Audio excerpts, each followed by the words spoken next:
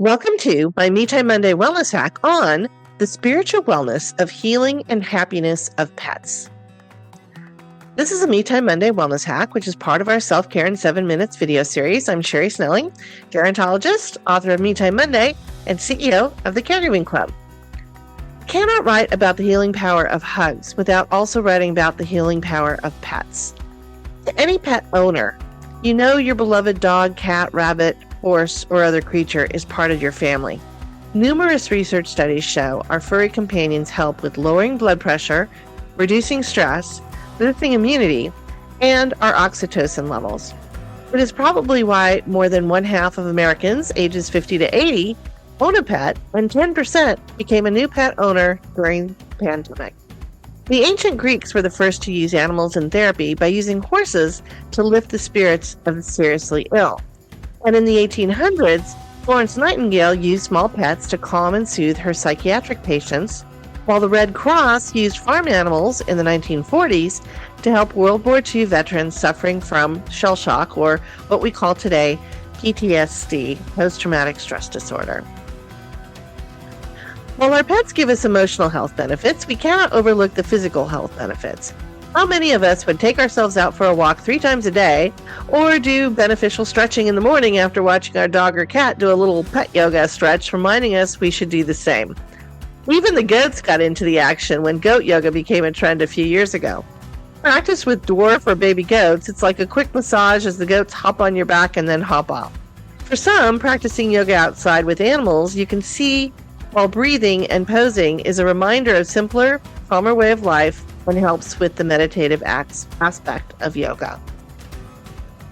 Our first animal companions were dogs, actually domesticated wolves, who sought human closeness for mutual survival 33,000 years ago.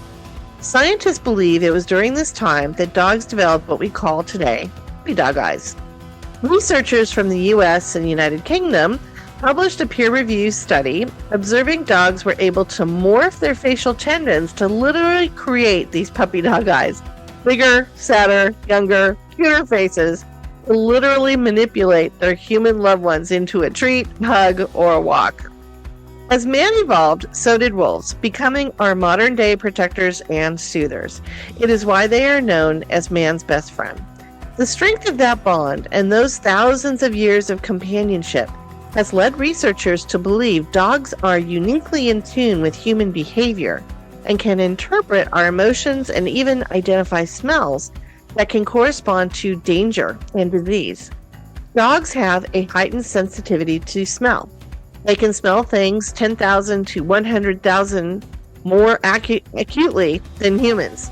Scientists and animal trainers can actually teach dogs to sniff out cancer tumors or detect an upcoming seizure in someone with epilepsy that can actually save lives.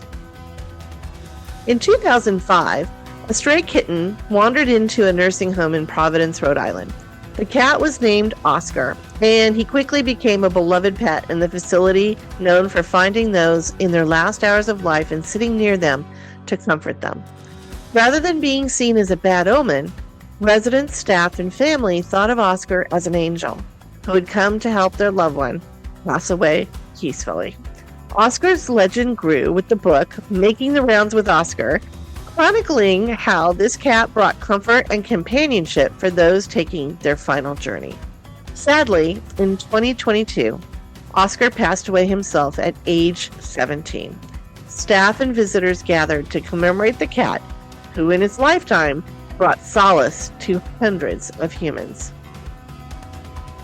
Using horses in various psychological and physiological therapy is called hippotherapy, and according to the National Institutes on Health, hippotherapy is a physical, occupational, and speech therapy that utilizes the natural gait and movement of a horse to provide motor and sensory input to its rider.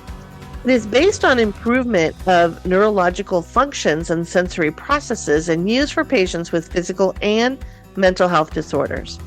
People with Parkinson's, multiple sclerosis, and children with autism, cerebral palsy, ADHD, or anyone with mental health issues find the horse has the same motion as someone walking, and this motion massively exercises muscles and builds core strength. But also, the horses, like other animals, are non-judgmental. They are there to work with the person as a team, becoming one with their human partner. The ancient Greek physician Hippocrates, known as the father of medicine, first wrote about hippotherapy in 600 BC, but it wasn't until 1992 that the American Hippotherapy Association was founded. We know there is a benefit to humans who share a hug by releasing the hormone oxytocin, which is one of our 4 happiness hormones. The same is true when we hug our pets. We feel warmth, and more importantly, we feel love and bonding through that oxytocin release. Pets can also make us laugh. For solo agers, you may miss out on laughter since it is mostly a shared social moment. But our pets can provide that burst of endorphins and serotonin by doing something funny or just giving you a look that is hilarious. Our pets will always be there and never judge us. It is why they have become key players in therapy to treat illnesses both mental and physical. And the influence of our furry friends on health and wellness is only growing. Partners, one of the largest pet therapy organizations, serves over 3 million people annually through their animal-assisted therapy programs. And additionally, emotional support animals, which is a type of pet therapy, are estimated to be owned by 18% of the U.S. adult population. For humans of any age, from 8 months to 88 years and beyond, our pets help us heal and find happiness. Now, does it matter if the pet is real or if it's robotic? Well, while older pet owners can get help feeding, walking, and cleaning up after their dog or cat, as we age, we may need help or simply forego the animal companionship. There also is pet therapy teams of trainers and animals that can come to senior centers, rehab centers, and assisted living communities. However, one alternative is to look into robotic pets. Many memory care communities use robotic pets with their residents and find that agitation and wandering, which is associated with dementia, can be helped when a dementia adult or Alzheimer's adult is petting or taking care of a robotic dog or cat. One study found that if the robotic pet was furry and huggable and used some technology to respond to the person, there was no discernible health outcome difference between robotic and real pets. This is good news for those family caregivers who may have an older loved one who can no longer care for a pet, but long for that pet companionship.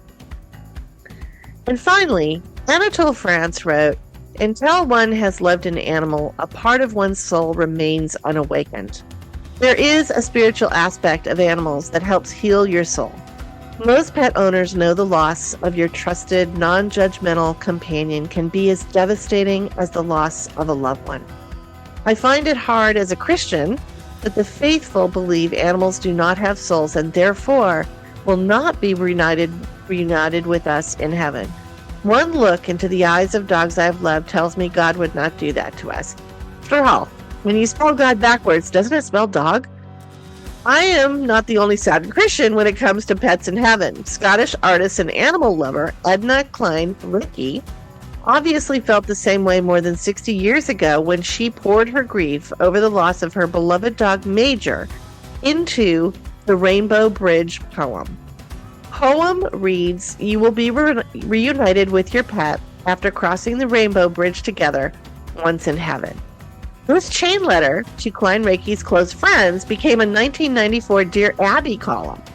And since then, the poem has been bringing comfort and solace to millions who know the intense loss of a pet.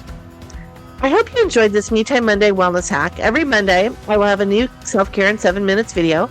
You can find more information in my book, Me Time Monday, the weekly wellness plan to find balance and joy for a busy life, or visit MeTimeMonday.com or CaregivingClub.com.